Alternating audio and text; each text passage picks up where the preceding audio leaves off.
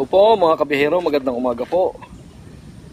Muli po ay tayo nandito sa gilid nga po ng Susong Dalaga, bundok ng Susong Dalaga. At tayo nga po ay namumuti uli ng rambutan. So ngayon po sa episode na ito ay ako po ay may pakikilala sa inyo na kakaibang klase ng rambutan.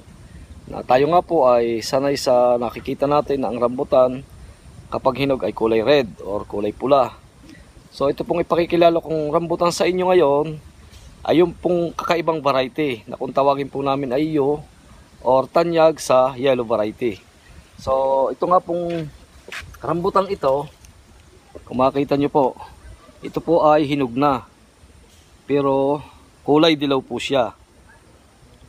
Kung atin pong wawariin ay para pong hilaw pero hindi po. Ito po ay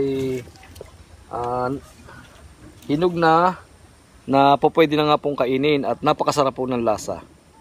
Ito po ang katawagin namin ay yellow variety. Na ang lasa po niya ay hindi po naiiba sa ating Heron or Soapy Red. Doon po sa hindi bihasa sa rambutan, akala po natin hilaw. Pero hindi po. Hinog po ito.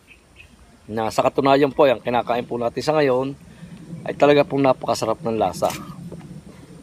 So ang pagkakaiba lang po nito sa ibang rambutan ay yun nga pong kanyang kulay, dahil siya nga po ay dilaw. So ang kanya pong puno ay wala pong pagkakaiba sa katulad ng RR, ng Heron at saka po ng Maharlika.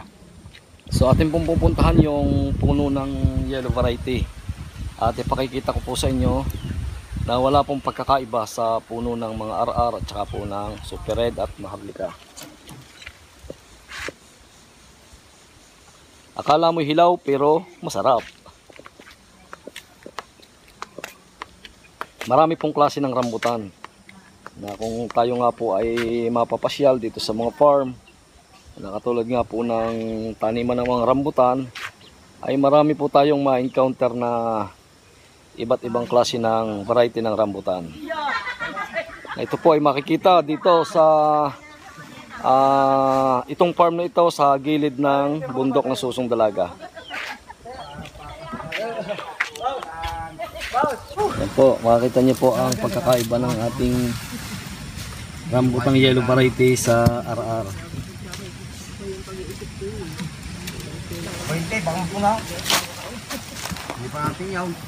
So ito pong rambutang ito ay hindi po ito ikang pamilyar sa market.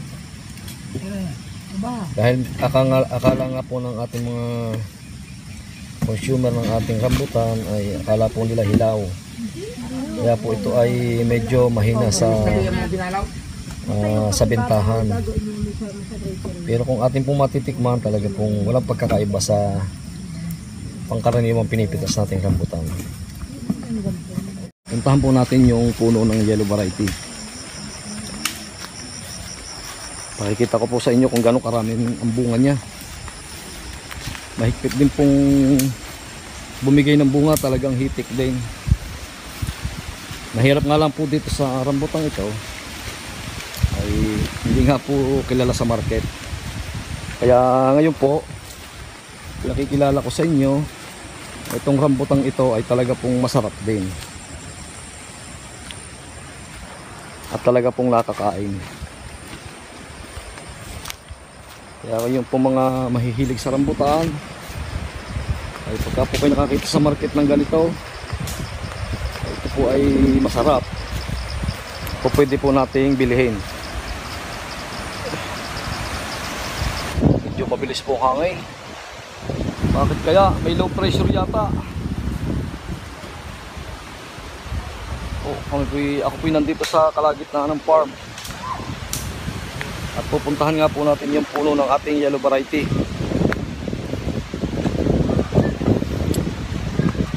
At ito nga po, nandito tayo sa puno ng rambutan na yellow variety. Pakikita ko po sa inyo kung gano'ng karaming bunga niya. Titik din po siya kung mamunga.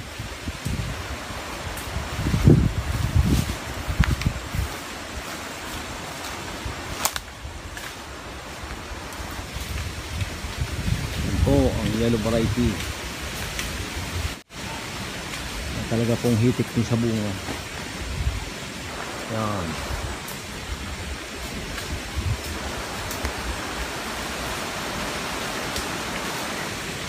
Malaki po ang puno niya.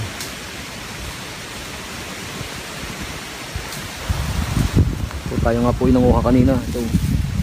Natira natin ito kanina.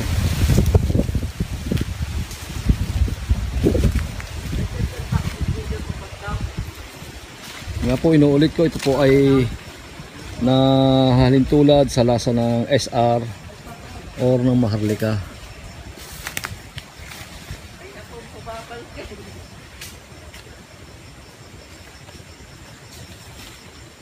Ganda, ang daming mamunga.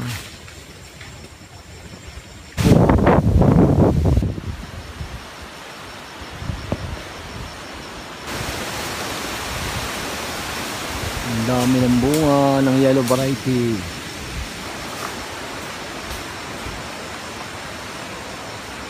Ito. Tuloy po sa pag-harvest ang ating mga kasama ng RR.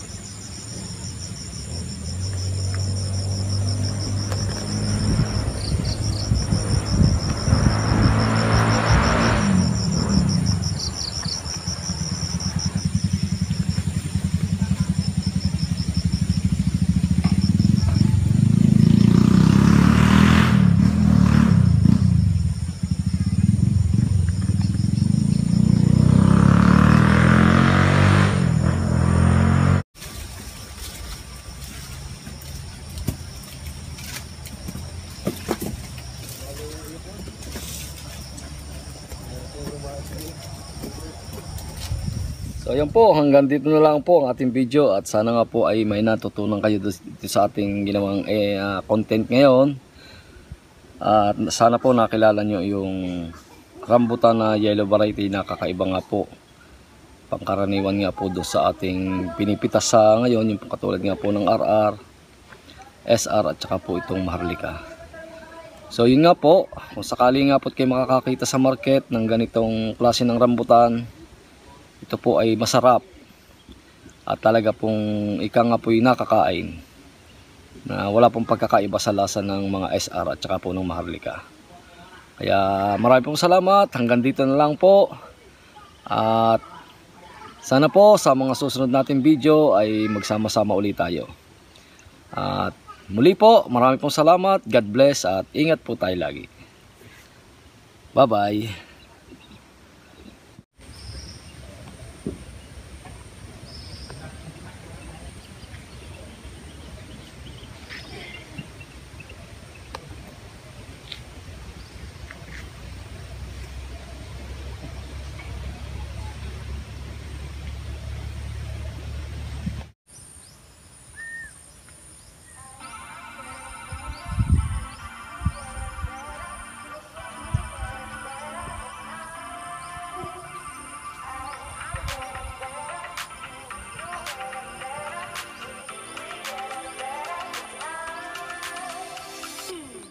Just got to keep it rolling. There's no time to be wasting. I'd just rather move it along.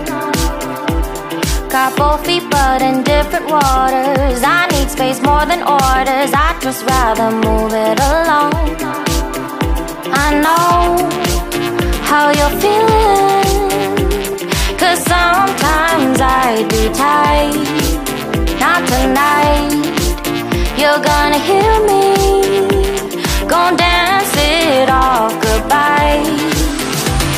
My love, can we drop this? Our time can't pass us by. This bond makes us stronger just to be together. All I wanna do is crash now when you're spewing facts now. I know